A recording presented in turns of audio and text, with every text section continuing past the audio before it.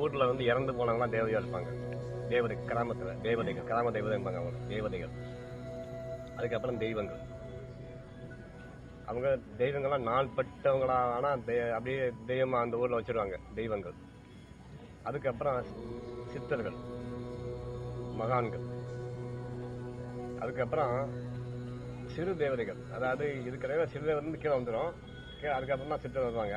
இதுக்கப்புறம் பெரும் தேவதைகள், இந்த நம்மளுடைய கோயில் வந்துடும். பெருந்தேவதைகள், இவங்கெல்லாம் பெருங்கோயில்கள். இங்கே வரும்போது நமக்கு அவங்கெல்லாம் தேவையில்லாம், முதல் உள்ளவங்க தேவையில்லாம் போயிடுவாங்க. இதுக்கப்புறம் தான் மகான்கிட்ட போகணும். மகான்கிட்ட போனதுக்கு அப்புறம் தான் அவங்க மூலமா தான் நம்ம இறைவன்கிட்ட நம்மளுடைய செய்தி போய் சேரும். ஏன்னா நமக்கு இறைவனுக்கு, இந்த உயிருக்கு இறைவன் ஆற்றல் கிடையாது, போக ஆற்றல் கிடையாது. இங்க இருந்தாலும் இந்த இப்படி தியானந்தம் பண்றவங்களுக்கு அந்த சக்தி கிடைக்கும். சாதாரண மக்கள் என்ன பண்ணா, மகான்களை பிடிக்க சொல்லுவாங்க. மகான்களை பிடிச்சோம்னா அவங்க வந்து குடும்பத்தை இருந்து இல்லறத்தை இருந்து அவங்க தோய்ந்து இறைவன்கிட்ட போனவங்கன்றதுனால நம்ம கஷ்டம் அவங்களுக்கு வந்து புரியும். மாணிக்க வாசகர்களோ இந்த 63 நாயன்மார்களோ நம்மளுடைய அடியாருக்கு யாராவது ஒரு ஆளை பிடிச்சிக்கிட்டீங்கன்னா அவங்க மூலமா அவங்க தான் நம்மளுக்கு கொண்டு போய் அங்க சேர்க்கிற இடத்துல சொல்லுவாங்க. நாம நேரடியாகவே ஆனா நமக்கு பாக்குறதுக்கு நிறைய அந்த மாதிரி தெரியும். எல்லாமே சாமி தான் நம்பாங்க. அதுல ஒரு தகுதி கூட கூட அவங்களுக்கு பவர் கூட்டிகிட்டே வரும். சாதாரண கிராமத்து தேவதைக்கெல்லாம் அவ்வளவு பவர் இருக்காது. அந்த கிராமத்துக்குள்ள ஏதாவது வராம மட்டும் அதை காப்பாற்றும். வேற எதுவும் அதுக்கு தெரியாது. அவங்க எல்லாம் இறைவனை பார்த்தது கிடையாது. அது மாதிரி தெய்வங்களும் அப்படித்தான். இந்த தெய்வங்கள்லாம் திருவிழாவுக்கு அதுகளே காத்துக்கு நிற்கும். எனக்கு இந்த வருஷம் ஏன் திருவிழா பண்ணாம விட்டுருக்கேன்னு சொல்லி அதுகளே வந்து கேட்கும். அப்ப அதுகளுக்கு ஒரு ஆசை இருக்கும். அதுகளுக்கு கடவுளாக முடியாது. அதை தாண்டி மேல வரும்போது சித்தர்கள், அவங்க என்னன்னா பூமியில வந்து இறைவனோட போராடி ஜெயிச்சவங்க. அவங்கலாம் அவங்களுக்கும் தகுதி உண்டு. அதுக்கப்புறம் தான் தெய்வங்கள். அதுக்கப்புறம் இது அங்கிருந்து வரும்போது தெய்வத்துக்கு வந்து பெருந்தெய்வம்னா கணவனும் மனைவியும் சேர்ந்து இருப்பாங்க.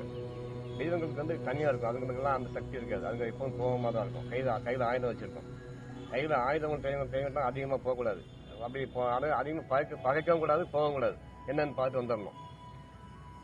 கணவனும் மனைவியாக வந்து ஆயுதம் இருக்காது. சில கோபம் சிரிச்சிட்டு இருப்பாங்க. இவங்களுக்கு தான் இவங்க குடும்பத்தில் உள்ளவங்க இங்கதான் வரணும். இங்க வந்தா நம்மளோட கஷ்டம் தெரியும். அவங்களுக்கு இங்கதான் கேட்கறது நமக்கு கிடைக்கும். இதுக்கு அடுத்து போகும்போது இறை வயத்துக்குள்ள இவங்க நம்மளால கொண்டு போக முடியாது. மகான்கிட்ட பிடிப்பாங்க. ஏன்னா இறைவனுக்கு நமக்கு இவங்களுக்கு நம்மளால இவங்க தான் அந்த பூமியில ஆள்றதுனால மாயை நம்மளை வந்து போட மாட்டாங்க. மகான்கிட்ட போயிடணும். மகான் என்ன செய்வாங்கன்னா நம்மளை இங்கிருந்து வெளியே கொண்டு வர ரகசியம் சொல்லுவாங்க. மகான்கிட்ட வந்ததுக்கு அப்புறம் தான் ஞானம் விளங்க துவங்கும். மகான்கிட்ட வராத வரைக்கும் இப்ப யாரு நம்ம ஒரு மகானை பிடிச்சிருக்கோம், திருமூலர். நமக்கு இவரு இன்னும் கருவூரா இருக்கிறாரு, இன்னும் செவ்வாய்க்கு. ஆமா, வளரார் மகான். வளரார்னா இப்போ ரொம்ப நுட்பம், நமக்கு அது ரொம்ப புரியாது. இதை விட அடர்த்தி அதிகம், அது புரியாது. அதனால அது நமக்கு யாரும் அது கையில் எடுக்க மாட்டாங்க, மேலோட்டமா பார்த்துட்டு போயிடுறாங்க. இது நமக்கு வந்து இப்ப நாடகம்னா நமக்கு வந்து புரிய ஆரம்பிக்குது. நமக்கு கொஞ்சம் சொல்லவும் கேட்கவும் எல்லாம் ஈஸியா இருக்கும். இப்படி ஏதாவது ஒரு மகானை பிடிச்சிங்கன்னா உங்களுக்கு தங்கு தடையில்லாம நீங்க போய் சேரலாம்.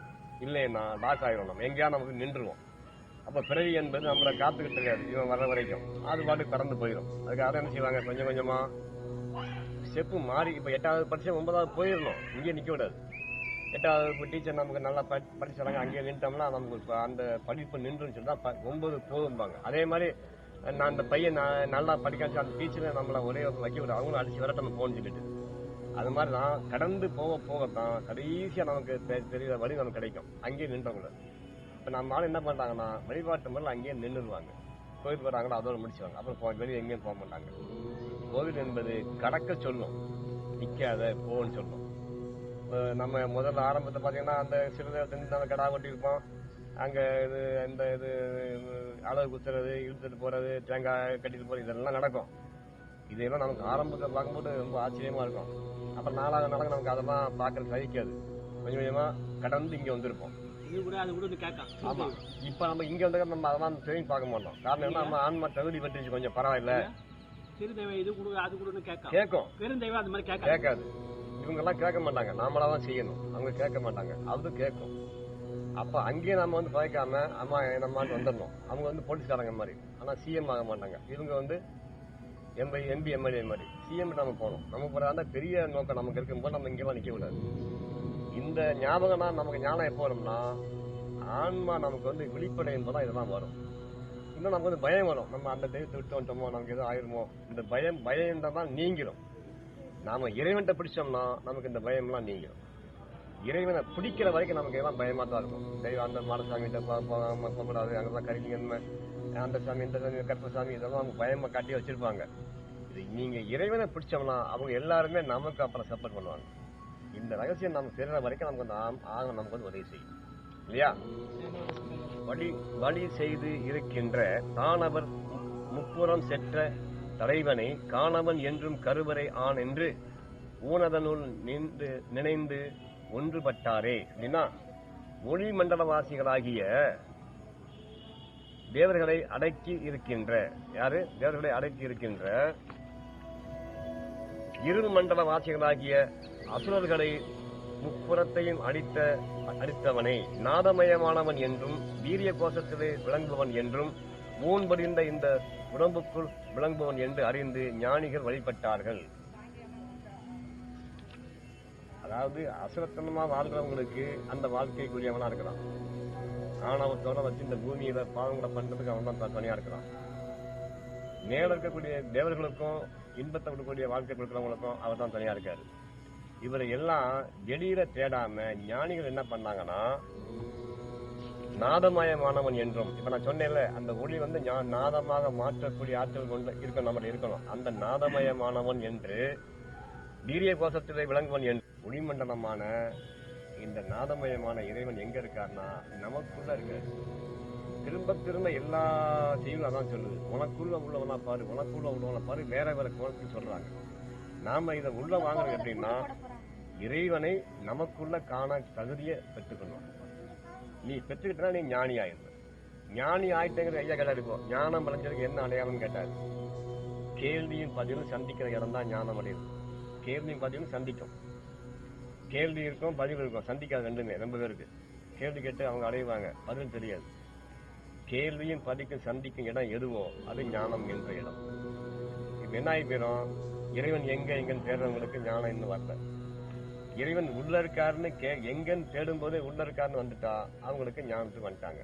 அப்ப என்ன சொல்றாரு அவரு, ஞானிகளுக்கு எங்க இருக்காருன்னு கேட்டா, அதன் என்னன்னா ஊன் பொதிந்த இந்த உடம்புக்குள் விளங்குவன் என்று அறிந்து ஞானிகள் வழிபட்டார்கள். அப்ப நீங்க ஞானியா இல்லையாங்க நீங்களே புரிஞ்சுக்கணும்.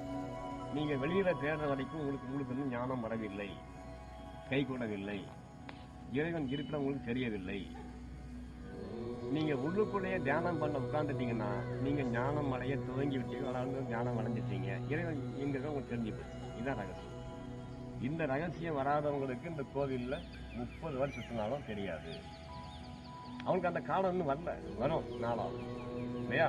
சொல்றாரு, முப்புறம் அளித்த தலைவனை பக்தர்கள் உடம்புக்குள் உணர்ந்து வழிபட்டார்கள்.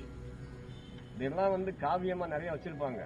ஆனா உடம்புக்குள்ள ஒரு ரகசியத்தை மட்டும் மூடி வச்சிருப்பாங்க. காலம் வரணும்னு சொன்னீங்க, வராம கூட போலாம் சில பேருக்கு. ஆமா, இந்த ஜென்மம் வரலாம். கரை கடந்திடில் அக்கரையே இருப்பது சிதம்பர சக்கரை.